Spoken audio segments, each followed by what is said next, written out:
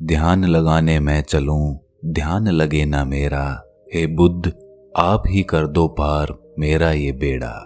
जी हाँ दोस्तों, जब भी हम ध्यान लगाने की कोशिश करते हैं तो हमारा ध्यान लग ही नहीं पाता है, या फिर हमारे मन में ये शंका रहती है कि हमें पता ही नहीं होता कि ध्यान क्या होता है और कैसे लगाया जाता है। इसी दुविधा का हल भगवान बुद्ध ने बड़े ही सरल शब्दों में किया हुआ है। भगवान बुद्ध ध्यान की प्रतिमा माने जाते हैं और उन्होंने जितने सरल तरीके से ध्यान की विधियां बताई हैं और किसी ने नहीं बताई।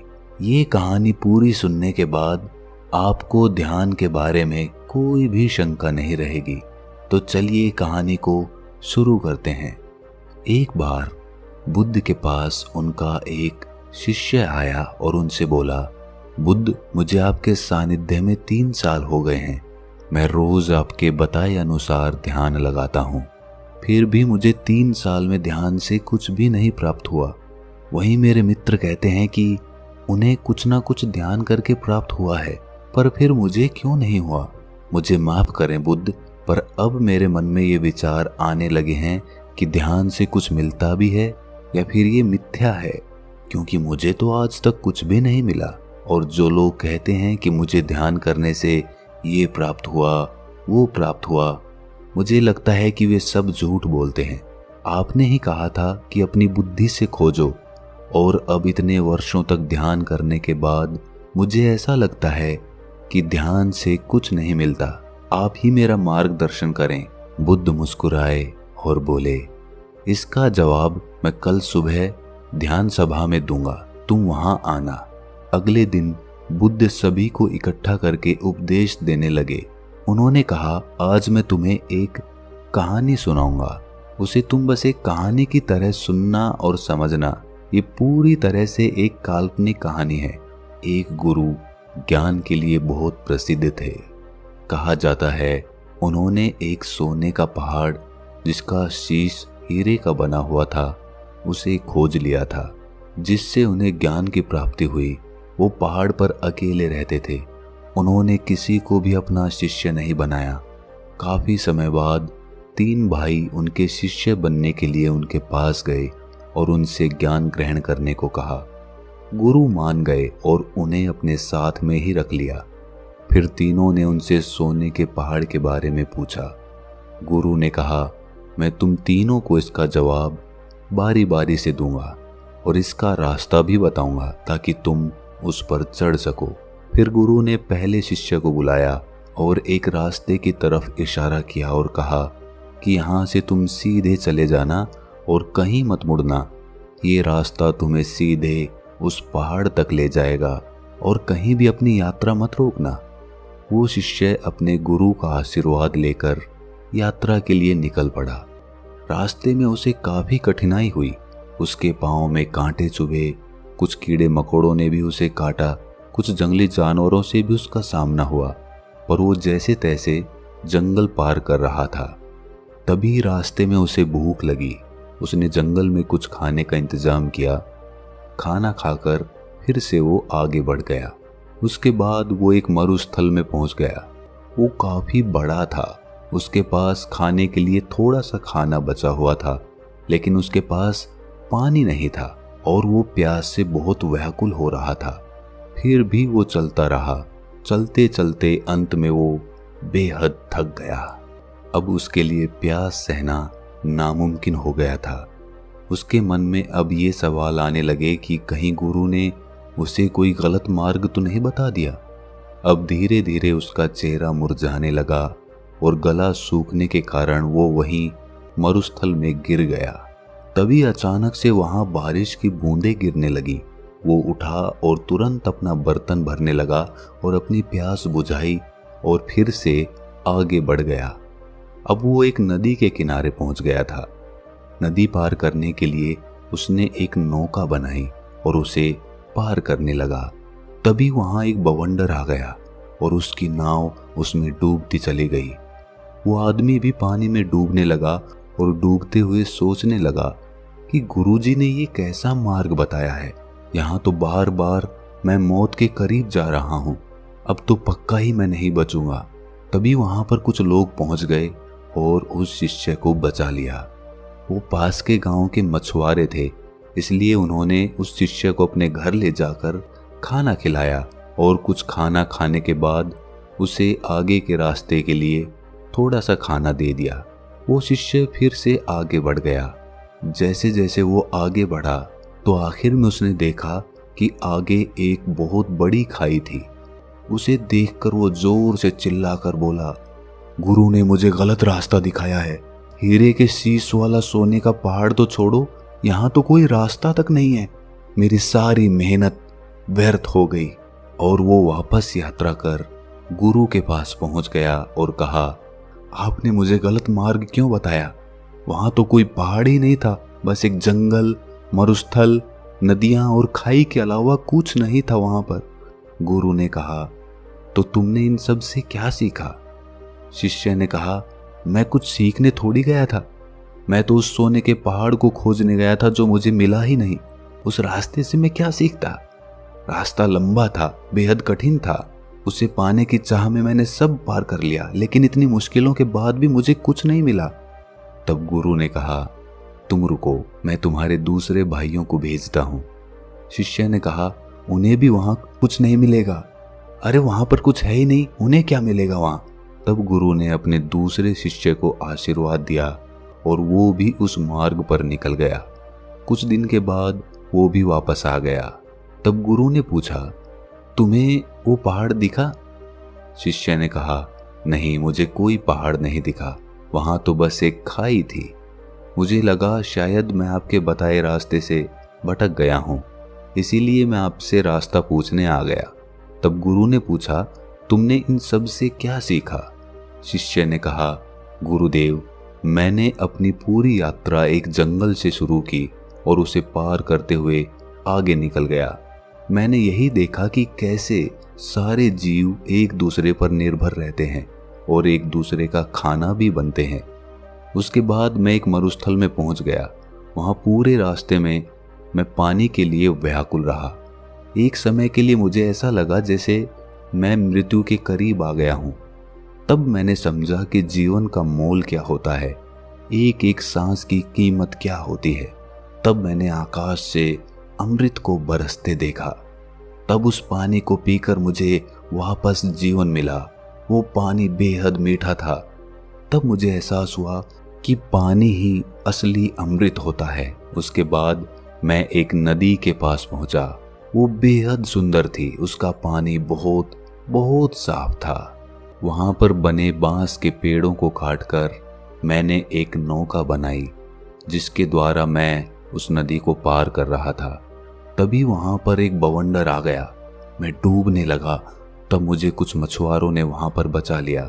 तब मुझे एहसास हुआ कि मुसीबत के सामने हम हमेशा चाहते हैं कि कोई हमारी मदद करे, लेकिन हम कभी किसी की मदद नहीं करते। उसके बाद उन मछुआरों ने मुझे अपने घर ले जाकर भोजन कराया। वहां मैंने देखा कि कैसे लोग भूख के मारे तड़प रहे हैं, एक बेहतर जीवन के लिए तरस रहे हैं। कोई बीमार है तो किसी का इलाज चल रहा है। कोई पत्नी अपने पति के वियोग में रो रही है। मुझे जड़ी बूटियों का थोड़ा ज्ञान था, जिसके कारण मैंने वहां एक बीमार बच्चे का इलाज किया और उसे ठीक कर दिया। तब मुझे महसूस हुआ कि दूसरों की मदद करने पर कितना सुकून मिलता है। उन मछुआरों के पास खुद के लिए खाना नहीं था, फिर भी उन्होंने मुझे भोजन कराया और रास्ते के लिए भोजन भी दिया, जिसे लेकर मैं आगे की यात्रा पर निकल गया। उसके बाद आगे मैं एक खाई के पास पहुंच गया। वो मुझे एकदम शांत लगी। वहां किसी की आवाज सुनाई नहीं दे रही थी, बस मैं अपनी सांसों को सुन रहा था। उस समय मुझे लगा कि मैं आपके बताए रास्ते से भटक गया हूं, क्योंकि वहां कोई भी सोने की चट्टान नहीं थी। तब मैं वापस आपके पास आया, दोबारा से सही मार्ग पूछने के लिए। शिष्य ने कहा, हे गुरुदेव, क्या मैं गलत मार्ग पर चला गया था? गुरु ने कहा, नहीं, तुम बिल्कुल सही मार्ग पर गए थे और जल्द ही तुम्हें वो पहाड़ भी मिल जाएगा। तब गुरु ने अपने तीसरे शिष्य से पूछा, क्या तुम भी पहाड़ खोजना चाहते हो? तब शिष्य ने कहा, गुरुदेव, मुझे उस रास्ते पर पहाड़ मिलेगा या नहीं ये तो मैं नहीं जानता, लेकिन मेरे शिष्य भाइयों ने जो वहाँ के बारे में बताया है मैं उसे जानना चाहता हूँ। तब तीसरा शिष्य गुरु का आशीर्वाद लेकर यात्रा पर निकल पड़ा। कुछ दिन बाद वो शिष्य वापस आया। गुरु उसे देखकर समझ गए थे कि उसे वो पहाड़ मिल गया है। उसके चेहरे पर अलग ही चमक थी, वो काफी शांत था। शिष्य ने गुरु को प्रणाम करते हुए कहा, हे गुरुदेव, आपने जो मार्ग दिखाया उसका मैं बहुत आभारी हूँ। मुझे वो सोने का पहाड़ मिल गया है जिसका शीश हीरे का बना हुआ है। ये सुनकर बाकी दोनों शिष्य बोले, क्या तुम्हें वो खाई मिली? तीसरे शिष्य ने कहा, हाँ, मुझे मिली थी। मैंने भी वो सब अनुभव किया जो तुमने किया था। आखिर में मुझे वो खाई मिली जहां अपार शांति थी। इतनी शांति मुझे कहीं नहीं मिली। मुझे पता था मैं सही मार्ग पर हूँ। पहाड़ यही है। उसे ढूंढने के लिए मैंने खाई में कदम बढ़ा दिया। उस समय मेरे मन में भी बहुत सी आशंकाएं थीं, लेकिन मैंने 2 बार मृत्यु को करीब से देख लिया था, इसलिए मुझे उसका भय नहीं था। अब मुझे बस वो पहाड़ ढूंढना था और मैंने अपना कदम उस तरफ बढ़ा दिया। जब मैं आगे बढ़ा तब मैंने देखा कि मैं खाई में गिरने की जगह हवा में उड़ रहा हूँ और इसी तरह मैं उस खाई पर आगे बढ़ता चला गया और मैंने वो खाई पार कर ली। जब मैं आगे पहुंचा तो वहाँ काफी अंधेरा था, बिल्कुल भी रोशनी नहीं थी। उसके बाद जब मैं और आगे बढ़ा तब देखा कि आगे अथाह रोशनी है। वो रोशनी इतनी थी कि मुझे उसमें कुछ भी दिखाई नहीं दिया। तब भी मैं आगे सीधा बढ़ता गया। उस समय भी मैं बेहद डर रहा था, कांप रहा था, लेकिन फिर भी मैं आगे बढ़ता रहा और अंत में मुझे वो सोने का पहाड़ मिल गया जिसका शीश हीरे का था। उसके ऊपर जाने के बाद मेरा मन बिल्कुल शांत हो गया। बेहद खुशी हुई और मन आनंदित हो उठा। कहानी पूरी होने के बाद बुद्ध ने सबसे पूछा कि तुमने इससे क्या सीखा? तब बुद्ध के शिष्य उनके सामने हाथ जोड़कर खड़े हो गए और कहा कि हे बुद्ध, उन तीनों शिष्यों के गुरु ने जो रास्ता उन्हें दिखाया था वो रास्ता उनके अंतर्मन का था। पहले शिष्य की लगन और निष्ठा सही थी, लेकिन वो महत्वाकांक्षी था। उसने मार्ग में आई किसी भी चीज से कुछ भी ज्ञान प्राप्त नहीं किया। वो पूर्ण रूप से महत्वाकांक्षी हो गया। उसके मन में बस वो पहाड़ चल रहा था, जिसकी वजह से वो आसपास की चीजों से कोई भी सीख नहीं ले सका, जबकि उसके आसपास ज्ञान ही ज्ञान था। दूसरे शिष्य ने सब देखा और समझा कि प्रकृति कैसे काम करती है, जीवन कैसे जिया जाता है, मौत के समय कैसा लगता है। उसने मौत और सांसों के मूल्य को समझा। उसने अमृत को पहचाना कि पानी ही अमृत है। वो आखिर तक गया और उस छोर से वापस आ गया जहां उसे मंजिल मिलनी थी। वो उस खाई को देखकर घबरा गया जिसकी अथाह शांति उसको पसंद आई थी, लेकिन वो ये नहीं समझ पाया कि वही उसका रास्ता है और वो उसे गलत मार्ग समझकर गुरु के पास वापस लौट आया। लेकिन इस यात्रा से उसने कुछ पाया, लेकिन तीसरे शिष्य के मन में उस पहाड़ को पाने की कोई जिज्ञासा नहीं थी। वो तो बस उस मार्ग को जानना चाहता था, उसे देखना चाहता था जो उसके साथियों ने देखा था। आखिर में वही हुआ, उसने हर चीज अनुभव की। फर्क बस इतना था कि वो उस खाई की गहराइयों में चला गया जहां एकदम अनंत शांति थी। वो इस सब को महसूस करते हुए अंधकार में आगे बढ़ता गया और एक समय के बाद उसने रोशनी ही रोशनी देखी और वो पहाड़ जिसकी उसे तलाश थी, वो पहाड़ कोई और नहीं बल्कि खुद का उसका शरीर था जिसमें सोना उसका शरीर था, जबकि हीरे का शीश उसका मस्तिष्क था, जिसमें उसे बहुत सारा ज्ञान और शांति अनुभव हो रही थी।